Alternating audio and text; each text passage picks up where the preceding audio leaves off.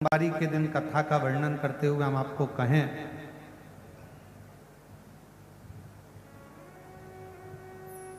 जब जिंदगी में बहुत ऐसा हताशपन लगने लगे और लगने लगे कि हमारा कोई साथ देने वाला नहीं है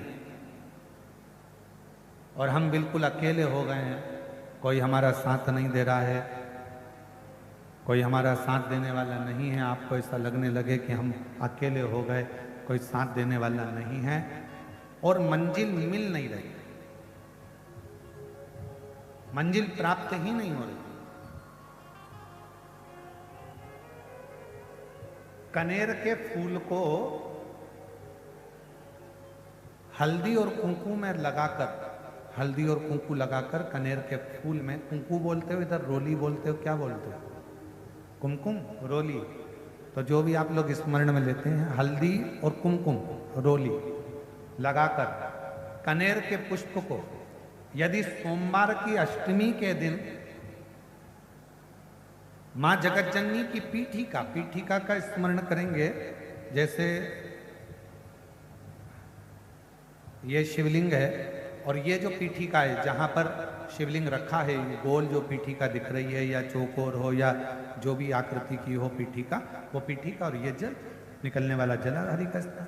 तो कनेर का जो पुष्प होता है उसमें कुंकू और हल्दी लगाकर सोमवार की अष्टमी के दिन आप जब बहुत हताश हो जाएं, कोई साथ देने वाला ना मिले और कोई बड़ी उलझन में अगर उलझे पड़े हैं, एक कनेर का पुष्प इस पीठिका पर कहीं पर भी, मां जगतजननी की पीठिका पर किसी भी स्थान पर, किसी भी स्थान पर मां तारा रानी का नाम लेकर एक बार अगर आपने सोमवार की अष्टमी के दिन पुष्प समर्पित कर दिया मां तारा देवी के नाम से, देवाधिदेव महादेव और मां शक्ति की कृपा अपने आप होगी और वो कार्य सफल होकर ही रहेगा, उसमें सफलता मिलेगी ही, उसमें सफलता अपने आप मिलती चली जाएगी, उसमें सफलता आपको प्राप्त होती चली जाएगी।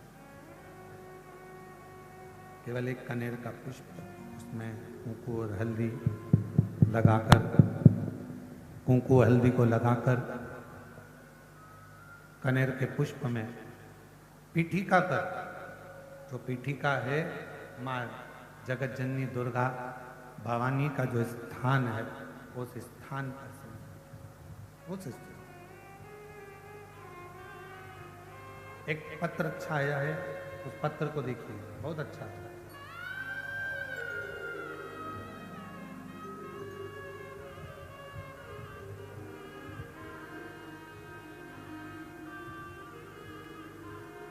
श्रद्धा पांडे, अश्वनी नहीं, श्रद्धा पांडे नहीं है जी, अश्वनी सिन्हा,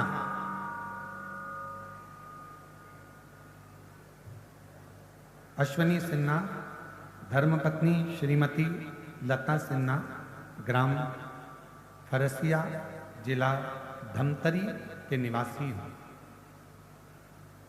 मोबाइल नंबर ना देखिए, धमतरी की निवासी हैं।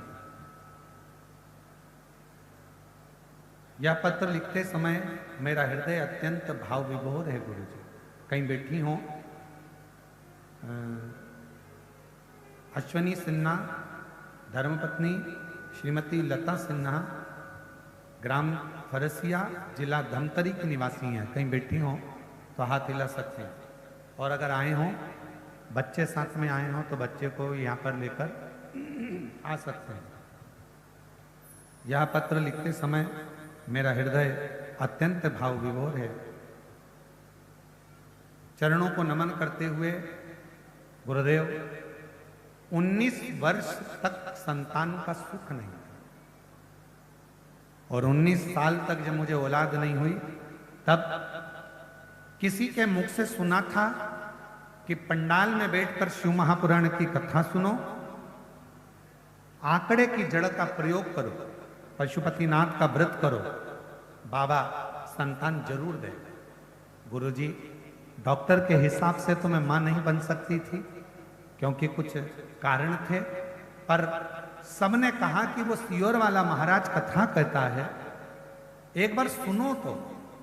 हमने सुना है कथा वो नहीं कहता, शिव कहता है, एक बार दिल से सुनो। हमने कथा सुनी, सफेद आंकड़े की जड़ का प्रयोग किया, सफेद आंकड़े की जड़ का प्रयोग किया, पशुपतिनाथ का व्रत किया और बाबा की कृपा से 19 वर्ष के बाद 10/4/2024 को बाबा की कृपा से मेरे घर में संतान की प्राप्ति हो गई। मैं बाबा को प्रणाम करने के लिए आई हूं और बाबा ने कृपा करी। शिव की कृपा कितनी है गुरुदेव? आप कहते हो भगवान देता है तो छप्पर फाड़ कर देता है, और मेरे बाबा ने मुझे एक औलाद नहीं 19 साल के बाद मुझे 2 औलाद दी, जिसका फोटो में लगा रही हूं। एक बेटा एक बेटी, गला पकड़ रहा है, एक बेटा और एक बेटी, 2 औलाद मेरे बाबा ने मुझे दी। 2 कहीं बैठे हों और बच्चे आए हों तो लेकर आ सकते हैं। शिव शिव है और तेरी कृपा का क्या है भरोसा, कब किस पर हो जरा सी हम पर कर दो, जरा सी हम पर कर दो। जिस पर भी हो गई तेरी कृपा करुणा वो भव पार हुआ, भव पार हुआ। पापी हो चाहे जितना उसका भी बाबा उद्धार एक पत्र और है। उद्धार हुआ। मीरा तिवारी, पति श्री केशव दयाल तिवारी, 58 वर्ष की उम्र है। मूलतः ग्वालियर मध्य प्रदेश की रहने वाली हूँ। अभी वर्तमान में पुलिस लाइन भिलाई में नगर में रहती हूँ। कहीं बैठी हूँ, हाथ हिला सकती हूँ।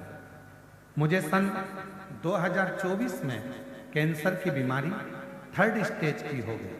इलाज कराने के लिए बंबई गए, डॉक्टरों ने 3रा स्टेज बताया। इलाज संभव नहीं बताया, क्योंकि 3rd स्टेज होने के बाद भी कैंसर पूरे शरीर में फैल चुका था। हम लोग लौट कर वापिस भिलाई आ गए और निराशा हाथ में लगी कि डॉक्टर ने कहा शरीर को अगर फाड़ोगे बेकार हो जाएगा, फिर समझ नहीं पाएगा, क्योंकि कैंसर पूरे शरीर में फैल चुका। हम लोग भिलाई आ गए और भिलाई में आने के बाद वापिस पिछले साल इसी पंडाल में बाबा की कृपा से हमने 7 दिन की शिव पुराण की कथा श्रवण की। 7 दिन कथा सुनने के बाद हमने सुना था कि पंडाल में बैठकर जो मांगा जाता है वो बाबा पूर्ण करता है। 7 दिन की कथा सुनने के बाद हम वापिस मुंबई जांच कराने के लिए पहुंच गए और बाबा की कृपा से बाबा ने संभाल लिया।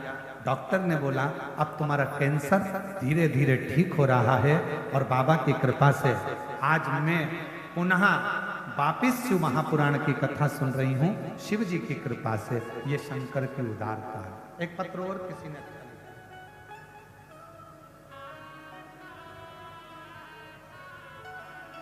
मेरा नाम केसर बाई निषाद है, मैं गंडई से हूं। कहीं बैठी हूं, केसर बाई निषाद गंडई से हूं। बेलपत्र लेने के लिए आ सकते हैं। गुरुजी, मैं शिव जी की महिमा का क्या बखान करूं। मेरा बेटा, उसका नाम राम अवतार निषाद है, जिसकी उम्र महादेव की अर्चना आराधना स्वयं नरसिंह भगवान ने भगवान शंकर की करी। श्रंबेश्वर महादेव।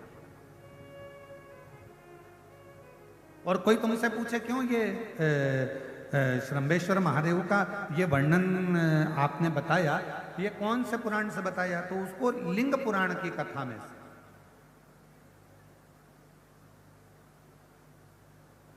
और थोड़ा सा वर्णन इसका मिलेगा कुर्म पुराण की कथा में से। श्रंबेश्वर महादेव का, श्रंबेश्वर महादेव का नाम हम तो कई जिन बच्चों का दिमाग थोड़ा सा काम नहीं करता, या बच्चों के मुंह से राल बहती रहती है, या बच्चे का हाथ पैर या शरीर चल नहीं रहा हो, शरीर काम नहीं कर रहा हो, डॉक्टर ने कह दिया ये कभी नहीं चल पाएगा, हम उसके लिए भी कहेंगे माताओं से देसी गाय का दूध, ज्यादा नहीं, 1 किलो 2 किलो नहीं, शंकर भगवान को देसी गाय का दूध 1 चम्मच में भी अगर 2 बूंद भी आप शंकर भगवान को श्रंभेश्वर महादेव का नाम लेकर चढ़ाएंगे और उस दूध को वापिस चम्मच में लेकर आएंगे और उस बच्चे को चटाना अगर श्रंभेश्वर महादेव के नाम से चालू करेंगे, बच्चे की अगर राल बहती होगी, हाथ पैर से अगर बच्चा विकलांग होगा, धीरे धीरे उसका शरीर काम करना प्रारंभ करेगा यदि श्रंभेश्वर महादेव का नाम लिया।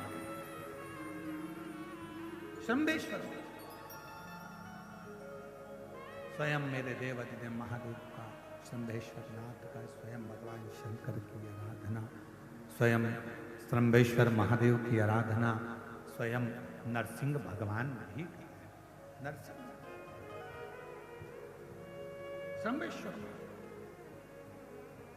ये कथा जो आप और हम श्रवण कर रहे हैं भिलाई से, ये कथा तो कल सुबह 8 बजे से 11 बजे तक होगी और टीवी पर वही 1 बजे से 4 बजे तक।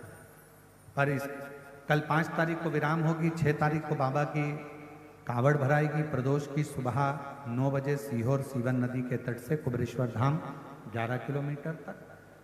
फिर 13 तारीख से 17 अगस्त तक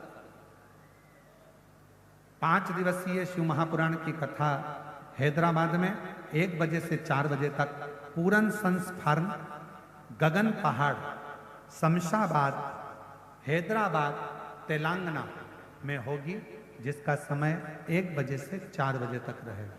जिसके यजमान परिवार पंडाल के अंदर, पंडाल के बाहर, टीवी के सामने, मोबाइल के सामने अगर बैठता है और कथा का रसतत्व यदि वो ग्रहण करता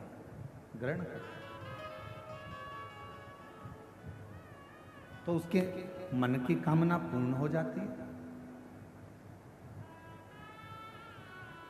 ऐसा शिव पुराण में है क्या?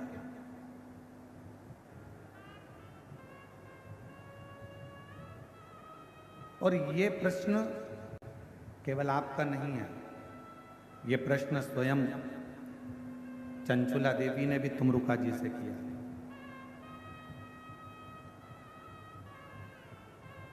ये प्रश्न स्वयं चंचुला देवी ने तुमरुका जी से करा था कि तुमरुका जी,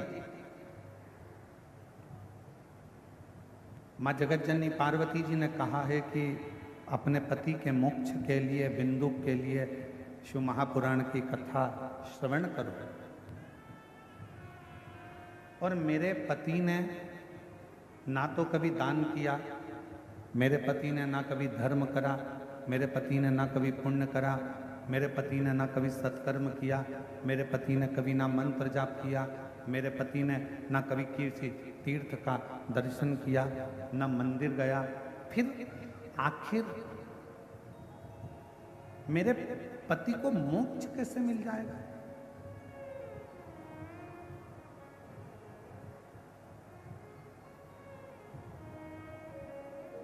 आज हम सुबह जब लिंग पुराण की कथा पढ़ रहे थे तो उसमें एक बड़ी सुंदर बात मिली, और हो सकता है कि वो अब यहाँ कथा से जाने के बाद हम प्रयास करेंगे कि लिंग पुराण की पुस्तक को खोलकर, पुराण को खोलकर एक एक लाइन पर अपनी उंगली चलाते हुए उस बात को आपको भी पढ़ने के लिए हमारे सोशल मीडिया से, हमारे यूट्यूब, फेसबुक पर हम उसको डलवाएंगे। आप पढ़ना, और हम प्रयास करेंगे कि आज ही वो जो हमने पढ़ा है लिंग पुराण में कि किसी ने गलत भोजन कर लिया, किसी ने गलत कर्म कर लिया, किसी ने गलत कार्य कर लिया, गलत भोजन कर लिया, गलत विचार आ गए, गलत सोच आ गई, गलत दृष्टि आ गई, गलत भाव प्रकट हो गया। उसके बाद भी शिव जी को चढ़ाया गया जल, उसके बाद भी भगवान शंकर को चढ़ाया गया जल उसको फल प्रदान कर देता है। शिव जी को चढ़ाया गया जल उसको फल दे रहा है। आज यहाँ से जाने के बाद उस लिंग पुराण का वो चरित्र, लिंग पुराण का वो चरित्र आपको श्रवण करेंगे, पढ़ेंगे। आप भी पढ़ना, हम भी पढ़ेंगे साथ, और हम उसको YouTube पे डालेंगे, आप उसको पढ़ना आज सोमवारी के दिन। आज सावन महीने का विराम का सोमवार है। आज के दिन लिंग पुराण का वो चरित्र आप भी पढ़ेंगे कि कितना सुंदर वर्णन किया। स्वयं चंचुला देवी कह रही हैं तुमरुका जी से कि मेरे पति ने ना कभी दान करा, ना कभी पुण्य करा, ना कभी सत्कर्म करा, ना कभी भजन किया, ना कभी कीर्तन किया, ना कभी मंत्र जाप किया, फिर मेरे पति को आप कह रहे हो कि मोक्ष मिल जाएगा। ऐसे कैसे मिल जाएगा?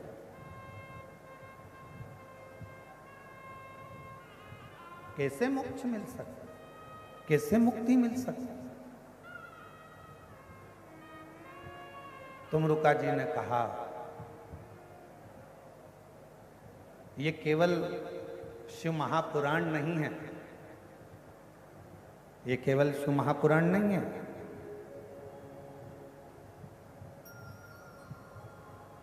तुमरुका जी कह रहे हैं चंचुला देवी ये केवल शिव महापुराण की कथा नहीं है।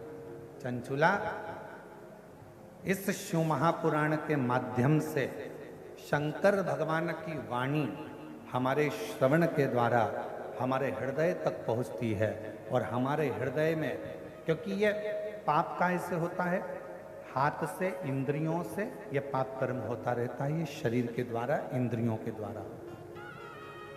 और इस इंद्रियों को शुद्ध कौन कर सकता? तो कहा ये आत्मा कर सकता।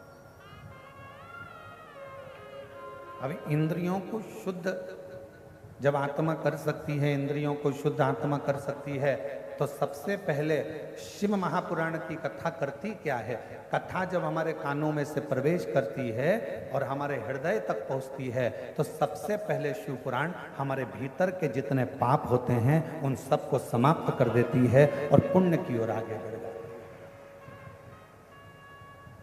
आज के जमाने में फ्रिज उधार मिल सकता है, बोलो जम के मिलेगा कि नहीं मिलेगा? प्रेशर खोलो, प्रेशर अंदर बाहर दोनों साइड का, अंदर का भी खोलिए, बाहर का भी खोलिए। सारे काली मिर्च कैसे चढ़ाना है, काली तिल कैसे चढ़ाना है, धतूरा कैसे चढ़ाना है, बेलपत्र कैसे चढ़ाना है, कैसा नियम धारण करना है, क्या करना है। हम डॉक्टर के पास जाते हैं तो डॉक्टर भी दवाई लिखता है तो ये बता देता है ये दवाई सुबह खाना, ये शाम को खाना, ये भोजन के पहले खाना, ये भोजन के बाद खाना, इससे ये सुबह मॉर्निंग में जल्दी खा लेना, डॉक्टर भी बताता है। उसी तरह शिव महापुराण में वेद व्यास जी ने सारी बातें एक एक लिख दी कि शंकर को बेलपत्र कैसे चढ़ाना, शिव की आराधना कैसे करना। और थोड़ा बहुत अगर शिव महापुराण से अगर हटकर देखें तो लिंग पुराण में भी वर्णन आया, कुर्म पुराण में भी वर्णन आया। ऐसी कोई पुराण नहीं जिस पुराण में भगवान शंकर के चरित्र का, भगवान शिव की पूजन का, भगवान शंकर के अनुमोदन का, भगवान शिव के भजन का वर्णन नहीं आया।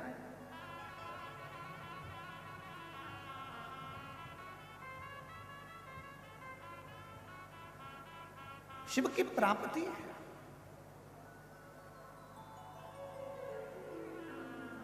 और महादेव नमन चरणों में, सोमवारी है सब बोलो महादेव। भी कोई किसी भी तरह का ये नहीं सोचना कि कौन क्या है, कौन क्या कह रहा है, कौन क्या बोल रहा है। हमने जब माता का भाव देख लिया तो फिर माता में कोई गलती ना निकालना। अंधकासुर, तुम जिस दिन अपनी माता को गलत दृष्टि से देखोगे बस उसी दिन तुम्हारा प्राण छूटे। जिस दिन तुम गलत दृष्टि से अब अंधकासुर ने विचार करा कि मुझे विवाह करना है, शादी करना है, विवाह करना है, कोई अच्छी की हो उसको देख कर लाओ। कहा जो अच्छी है, हिमालय राज की जो पुत्री हैं पार्वती, उसको उनको तो शिव लेकर चलेगा, भगवान शंकर लेकर चलेगा। तो क्या हुआ? मैं भी पार्वती जी को देखूंगा। और माता पार्वती जी को देखने के लिए हिरण्यकशिपु का, माता पार्वती को देखने के लिए हिरण्याक्ष का जो पुत्र है अंधकासुर, वो गया। जो माँ जगत जननी जगदम्बा दुर्गा भवानी माँ आद्य शक्ति माता पार्वती का जो दर्शन किया, देखकर स्तुप्त रह गया, एकदम स्तुप्त।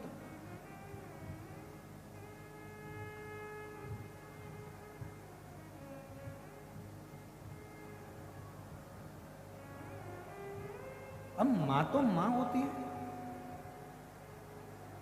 हमने पहले भी कथा में कहा, ओल्ड इज गोल्ड। जो बुजुर्ग है, घर का बूढ़ा व्यक्ति है, घर का वृद्ध व्यक्ति है, घर का वयो व्यक्ति है, उसकी सुंदरता